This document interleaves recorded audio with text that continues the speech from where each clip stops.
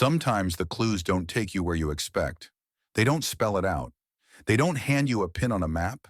Instead, they stir something, a memory, a feeling, a flicker of recognition that sends you digging. And today, I want to share with you one real-world location that the clues sparked for me, a place I couldn't stop thinking about once the pieces started falling into place. It's called the Amelia Earhart Memorial Bridge. This isn't just any bridge. It's a network tide arch bridge, a graceful curve of steel stretching across the Missouri River, connecting Atchison, Kansas to Buchanan County, Missouri. It carries U.S. Route 59, but it also carries something else: symbolism, heritage, and maybe meaning. It opened in December of 2012, replacing the older truss bridge that bore the same name. At first glance, it might look like any modern river crossing, but then, at night, it comes alive. The entire arch is fitted with programmable LED lights. On special occasions, they're set to red, white, and blue, colors that shimmer and ripple across the water, creating the illusion of a fluttering American flag in the Missouri River below. It's bold, it's beautiful, and when I saw a photo of it lit up that way, something clicked. A flag, fluttering, not in the air, but in water. A reflection, a duplication of meaning, just like a cipher. And that's when I started to wonder, maybe this bridge isn't just a landmark. The bridge is literally a tide arch, a design that holds tension, symmetry, and balance. In puzzle terms, that's structure.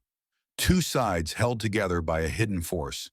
Amelia Earhart herself was a trailblazer, a figure who disappeared into mystery and has fueled searches, theories, and expeditions ever since. Sound familiar? I'm not saying the treasure is buried beneath the bridge, but when I read the clues, when I looked at reflections, references to flight, flags, symmetry, and standing on the edge of past and future, this location lit up in my mind. And when I saw that photo, the bridge glowing like a beacon across the water, the stars and stripes rippling across the Missouri like a mirrored dream, I thought, this is one of the places the story wants to take me. Even if it's not the end, it might be one of the stops on the way. This stretch of Kansas isn't like the rest. Most state lines are strict, clean, geometric, drawn with a ruler. But not here.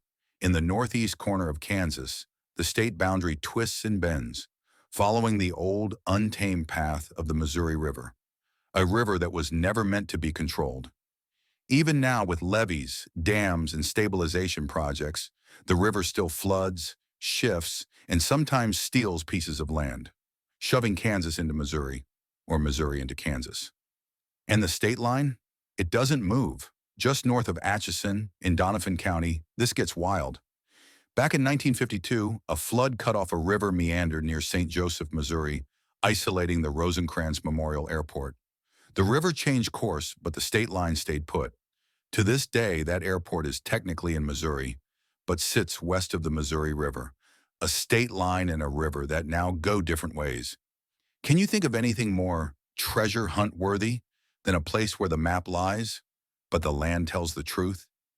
East of downtown Atchison, there's Riverfront Park. It offers a quiet place to stand at the edge of the Missouri River, just upstream from the bridge. There's a pavilion there, named for Lewis and Clark, the explorers who passed this very spot in 1804, searching for a water route to the Pacific. Their story is inscribed in signs. The Kansa Nation, once prominent in the area, is remembered here too. From the pavilion, a short trail leads north to Independence Park, a place with a riverside overlook, a boat dock, and, for those who pause long enough, a sense that this land has seen more than one kind of traveler: explorers, migrants, builders, dreamers, and now, you. Not every clue is carved in stone. Not every treasure is buried in the earth. Some are planted, and they grow. Just outside Atchison, Kansas, on a gentle slope overlooking Lake Warnock, is a place that breathes memory, a place that grows in silence, but speaks volumes. It's called the International Forest of Friendship, and once I walked its paths, I couldn't unsee what I saw: a living, growing memorial, a map made not of roads, but of trees. At the entrance stands a life-size bronze statue of Amelia Earhart, looking out across the landscape. She's not facing the town, or the roads, or even the past. She's gazing forward, out across the trees, toward the horizon. This forest is more than an arboretum. It's a global tribute, a gift to America on her 200th birthday, created in 1976 by the city of Atchison, the 99s, an international group of women pilots, and the Kansas Forest Service. Each year in June, new honorees are added: aviators, astronauts, explorers, visionaries. Their names are etched into plaques that line a winding path through trees that come from all 50 states and over 36 countries. And then there's the moon tree. One tree in this forest isn't just from another country. It's from another world. It was grown from a seed that flew aboard Apollo 14, carried to the moon and back by command pilot Stuart Roosa. That seed became a living pine, and now it stands in this forest, rooted in Kansas soil, but tied to space itself. Encircling the moon tree is the astronauts' memorial, dedicated to the astronauts who gave their lives exploring the stars. 17 honored through 2001. Then in 2003, 7 more joined them, the crew of the shuttle Columbia. The forest remembers. It holds them, quietly, permanently.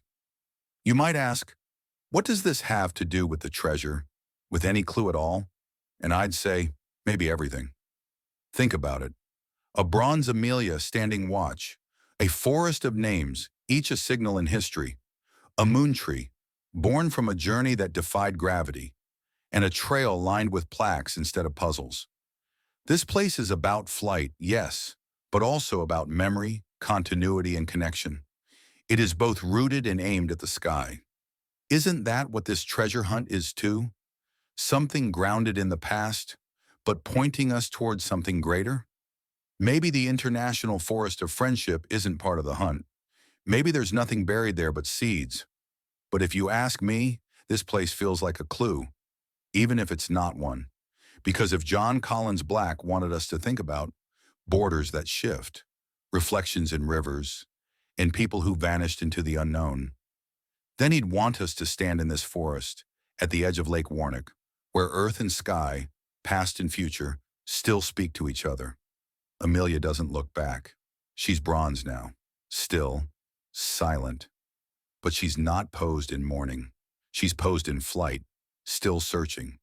So maybe we should be too. And maybe, just maybe, the real treasure is finding the places that never stop dreaming.